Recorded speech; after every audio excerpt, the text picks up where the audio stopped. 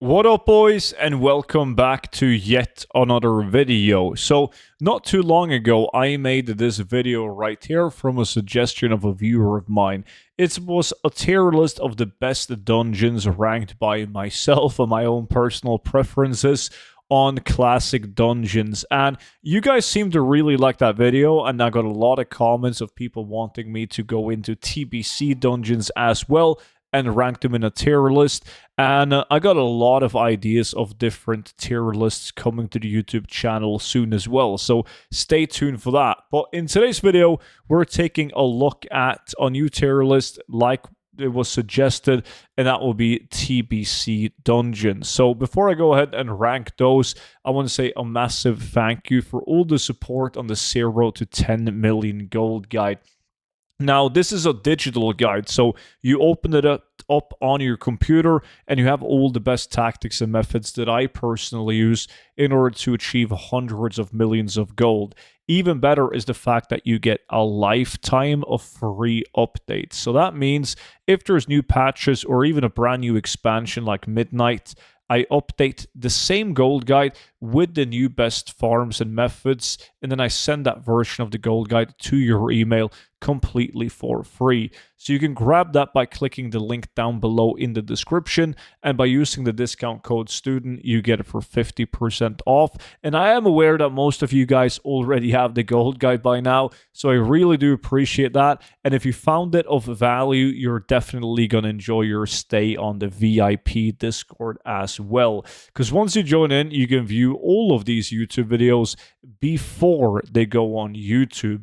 You also get your hands on exclusive gold tips, multiple spreadsheets for gold making, TSM groups and operations, and you can even get access to my investments for stuff such as player housing and much, much more. But that's also linked down below in the description. So, when people suggested TBC dungeons, well, I guess I made the suggestion myself and then people agreed with me.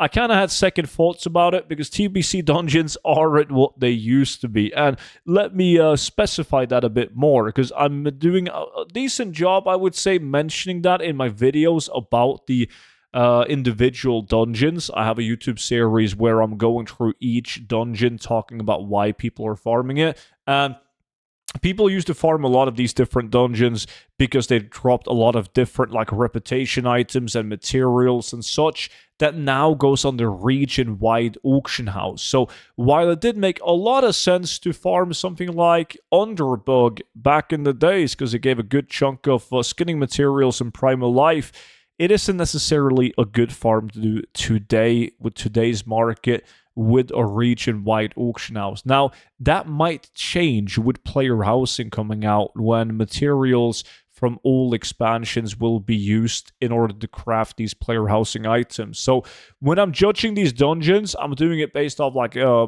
fun aspect and the potential loot that you can get in them, because it's very uncommon in TBC to run a dungeon and get an item, like a collectible item, that can only drop inside that dungeon. It's tied specifically to that dungeon. So you're doing these dungeons because you want to get the world drops from them. The epic patterns, plans, transmog, green items even. And some of these dungeons have different green items than another dungeon. So that's also in the equation when I'm ranking these dungeons. First off, Arcatraz. It is trash. That's going to be a D. I never liked it. Blood Furnace. I mean, if you do Blood Furnace, no, you shouldn't do. There's no logical reason to do Blood Furnace. And I say this because I know that you can do something like Ramparts, which we'll get to. It's just going to be way better. I never farm Blood Furnace. Botanica is like, if I were gonna do any of the dungeons in this zone between Arcatraz, Mechanar, and Botanica, I would do Botanica. So for that reason alone, I'm gonna put it on a C tier. Same thing with Crypts. You're not gonna do it. Mana Tombs, Apps, and Old Hillsprad, completely different from each other. Old Hillsprad, hate the dungeon. I hate doing it when it's like current content as well. All of the RP and all of that. There are reasons why you have to do Old Hillsprad for like professions and BOP patterns and such.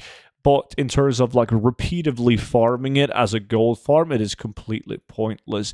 Mana Tombs, on the other hand, is a very good dungeon. You can mine Corium Veins, you can get Primal Shadow, you can also get the Ether and Prison Key if you've done that. You can do the Secret Boss, you can get the Epics, you can get the Transmog. So when I put Mana Tombs on an S tier, I wouldn't put this on an S tier if I did all dungeons in the game for a gold farming. It wouldn't be close to an S tier. But as far as TBC dungeons go, yes, in my opinion, it is an S tier dungeon.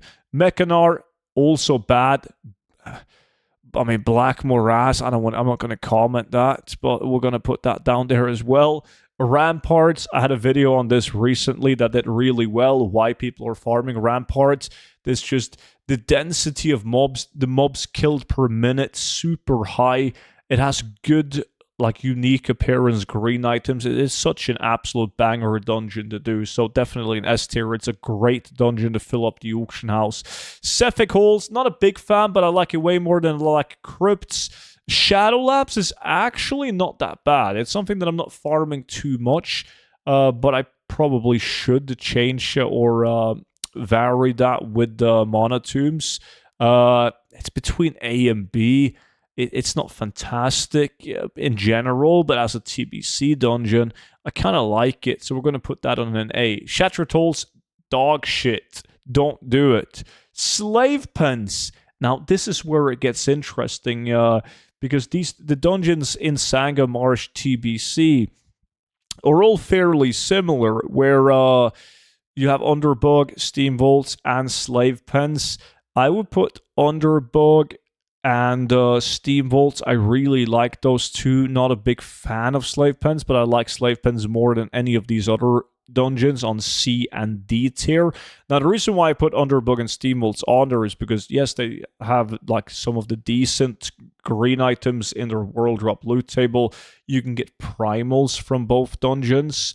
You can get Primal Water, you can get Primal Life. It's just, you can do Herbalism and Mining in them as well. It's just, they're decent dungeons, and I'm hoping that there's some of the material prices will increase so that it makes more sense doing it. You can also skin inside of Underbug. So, yeah, I'm going to put those there.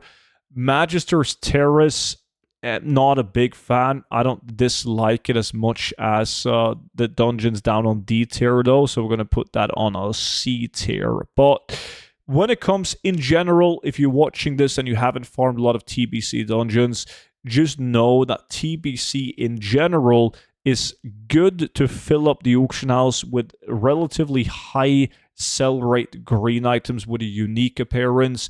But the only way you're going to make big gold is if you get like a world drop epic pattern plan recipe or even an epic transmog. Yeah, but it's good to fill up the auction house when you're just starting out, or if you've done like pretty much all the dungeons in Classic and you want to build the auction house even further, then there is a place for TBC dungeons.